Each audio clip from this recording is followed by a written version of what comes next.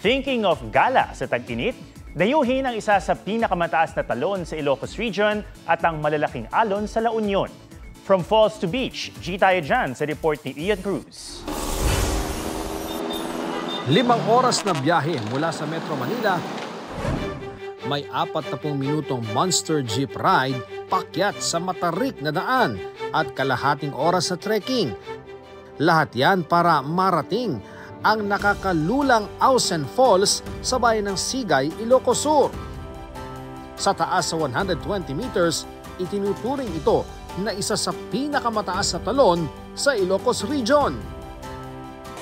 Akalain mong kathang isip lang dahil lang tanawin, very enchanting. Pwedeng magbalsa para mapalapit sa paanan o binabagsakan ng waterfalls. At sa pagbagsak ng malamig at malinaw na tubig, sumisilip ang nakahuhumaling na bahaghari. Hindi ka pa mabibitin sa pamamasyal dahil pagkatapos ng talon, side trip naman sa mga alon ng La Union.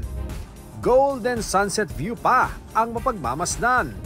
Wala pang 1 oras ang pagitan ng biyahe. Kaya sure na sa pasyal na ito sa norte, walang jahe. Ian Cruz nagbabalita para sa GMA Integrated News.